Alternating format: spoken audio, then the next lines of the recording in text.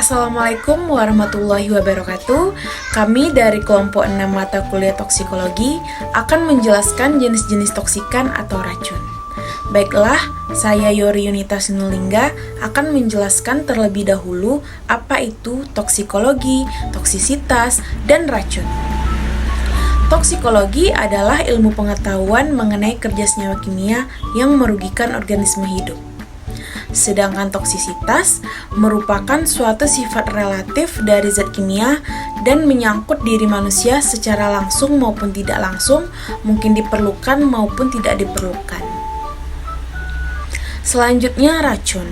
Racun adalah zat tertentu yang memiliki efek merugikan pada jaringan manusia, organ, ataupun proses biologi. Kata racun atau toksik berasal dari tox yang berarti panah dalam bahasa Yunani, di mana panah pada saat itu digunakan sebagai senjata dalam peperangan, dan pada anak panahnya selalu terdapat racun. Oke, kembali pada judul pembahasan kita, yaitu jenis-jenis toksikan atau racun. Terdapat 7 jenis toksikan. Yang pertama berdasarkan sumber, yang kedua berdasarkan sifat fisika dan kimia, yang ketiga berdasarkan penyebab terbentuknya cemaran atau senabiotik, yang keempat berdasarkan wujud, yang kelima berdasarkan kerusakan organ target, yang keenam berdasarkan efek kesehatan, dan yang ketujuh berdasarkan racun biotis dan abiotis. Baiklah, saya Lis Marianti, saya akan meneruskan penjelasan dari rekan saya. Di sini saya akan menjelaskan tentang toksikan berdasarkan sumbernya, kemudian toksikan berdasarkan sifat fisika dan kimianya.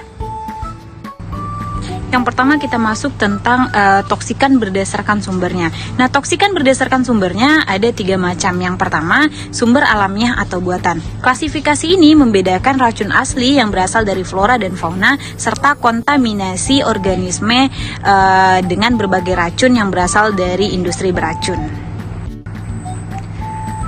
Yang kedua ada sumber berbentuk titik, area, bergerak. Nah, klasifikasi sumber seperti ini biasanya dipergunakan untuk orang yang berminat melakukan pengendalian. Tentunya sumber titik lebih mudah dikendalikan daripada sumber area dan bergerak. Yang ketiga ada sumber domestik, komersial, dan industri. Sumber domestik biasanya berasal dari pemukiman. Karena dia berasal dari pemukiman, maka dia kurang beracun. Kecuali bercampur dengan buangan pestisida, buangan obat-obatan. Nah, buangan komersial dapat sangat beragam. Demikian pula dengan buangan industri. Selanjutnya, toksikan berdasarkan sifat fisika dan kimianya terbagi menjadi beberapa. Yang pertama ada korosif. Korosif adalah sifat suatu substansi yang dapat menyebabkan benda lain itu hancur atau memperoleh dampak negatif, seperti menyebabkan kerusakan pada mata, kerusakan pada kulit, pada sistem pernapasan, dan masih banyak yang lainnya. Selanjutnya ada radioaktif. Nah, bahan radioaktif adalah bahan kimia yang mempunyai kemampuan memancarkan sinar atau radiasi yang dapat menimbulkan suatu racun, baik dalam waktu yang lama maupun waktu yang singkat. Selanjutnya ada evaporatif.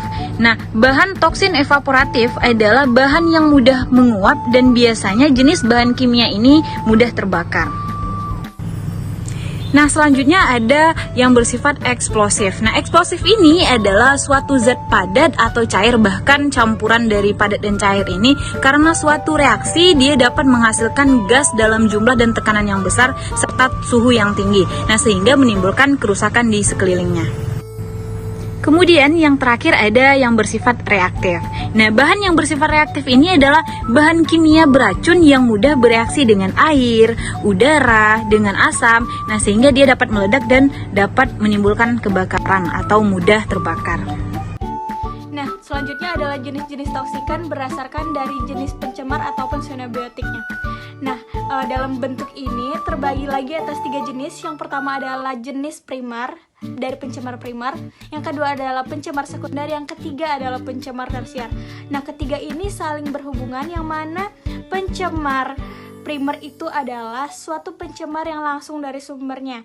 Nah, sedangkan untuk yang sekunder adalah suatu pencemar yang sudah bereaksi dengan lingkungannya. Dan yang terakhir adalah pencemar tersier, yang mana pencemar jenis ini adalah pencemar sekunder yang sudah bereaksi dengan lingkungannya. Yang selanjutnya adalah poin keempat, yang mana pada poin keempat ini membahas mengenai jenis-jenis toksikan berdasarkan dari wujudnya. Nah, untuk wujud dari toksikan tersebut terbagi atas 3. Yang pertama adalah wujud padatan, yang kedua adalah cair, dan yang ketiga adalah gas. Nah, untuk wujud padatan ini dapat berupa padatan yang sangat halus dan dapat berterbangan di udara. Nah, ini biasanya disebut dengan debu, fume, ataupun mist. Nah, sedangkan untuk cairan adalah dalam bentuk cair, dan ini yang paling sering digunakan oleh orang dalam bidang pertanian. Nah, dan yang terakhir adalah dalam bentuk gas, yang mana dalam bentuk gas ini adalah salah satu wujud yang paling gampang berdifusi dan paling cepat menyebarnya. Bahkan lebih cepat dari 2 wujud lainnya, yang mana adalah wujud padat maupun wujud cair. Nah, selanjutnya adalah jenis-jenis toksikan berdasarkan dari kerusakan organ targetnya. Nah, kerusakan organ target ini dapat disebabkan oleh efek toksik. Nah, efek toksik yang timbul tersebut sungguh bervariasi dan banyak banget variasinya. Variasinya ini tergantung dari organ targetnya, dari sifat toksikannya, dan mekanisme kerja dari toksikannya. Nah, efek toksik ini hanya akan timbul apabila toksikan sudah berikatan langsung dengan reseptor sel molekulnya. Dan efek toksik ini dapat bersifat spesifik maupun non-spesifik. Nah, selanjutnya adalah jenis-jenis toksikan berdasarkan kerusakan organ target. Yang pertama itu ada hepatotoksik, yaitu contohnya pada hati. Kemudian yang kedua ada nefrotoksik, contohnya pada ginjal. Kemudian yang ketiga ada pneumotoksik, yaitu pada paru-paru. Kemudian yang keempat ada hematoksik, yaitu pada darah. Kemudian yang kelima ada neurotoksik, yaitu pada saraf. Nah, selanjutnya adalah jenis-jenis toksikan berdasarkan efek kesehatan. Jenis-jenis toksikan berdasarkan efek kesehatan ini terbagi menjadi beberapa jenis. Yang pertama ada fibrosis, yaitu terbentuknya jaringan ikat yang berlebihan. Kemudian yang kedua ada granuloma, yaitu didapatnya jaringan radang yang kronis. Kemudian yang ketiga ada demam, yaitu suhu badan melebihi suhu normal. Yang keempat ada afiksia, yaitu keadaan di mana ketika kekurangan oksigen. Yang kelima adalah alergi, yaitu sensitivitas yang berlebihan. Kemudian yang keenam itu ada kanker, yaitu tumor ganas atau mutan, yaitu generasi yang berbeda dengan gen induknya. Kemudian yang ketujuh ada teratogenik, yaitu cacar bawaan. Yang terakhir itu ada keracunan sistemik, yaitu keracunan yang menyerang seluruh tubuh. Baiklah teman-teman, di sini saya akan melanjutkan penjelasan dari teman saya Rahmayani, yaitu tentang racun biotis dan abiotis. Oke, kita masuk ke racun biotis. Racun biotis adalah racun yang berasal dari biota tersebut. Racun biotis ini terbagi menjadi 2, ada racun biotis primer, ada racun biotis sekunder. Racun biotis primer adalah racun yang berasal dari biota tersebut, sementara racun biotis sekunder adalah racun yang terjadi akibat kontaminasi dari lingkungannya. Contohnya itu ada hewan, tumbuhan, dan mikroorganisme. Sementara racun abiotis adalah racun yang termasuk kepada racun antropogenik, yaitu racun pencemaran. Contohnya adalah logam dan non-logam.